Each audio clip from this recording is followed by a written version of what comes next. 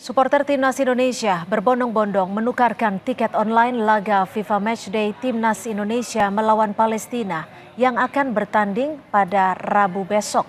Ada 4 lokasi penukaran tiket yang tersebar di kota Surabaya.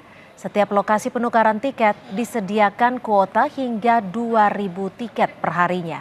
Pihak penyelenggara membuka penukaran tiket online FIFA Matchday sejak hari Senin kemarin hingga Rabu sore esok. Ada 40.000 tiket yang disediakan dan telah terjual habis. Sangat antusias sekali Kak ya, soalnya kita jauh-jauh dari Kalimantan, cuman pengen lihat timnas dari Banjarmasin. Oh gitu. Untuk yang dinantikan pemain siapa Mbak? Kalau saya sendiri, Rizky Ridho. Jordi Amat. Jordi Amat. Sandy Walsh, tapi sayang Sandy Walsh cedera ya. Ya. Ini beli berapa tiket? Kita ada 4 sebenarnya, cuma 1 di mobil. Sebanyak 25 pemain Timnas Indonesia digeber latihan menjelang laga FIFA Matchday hari Rabu besok. Latihan digelar di lapangan Tor Surabaya dengan dipimpin pelatih Sinteyong.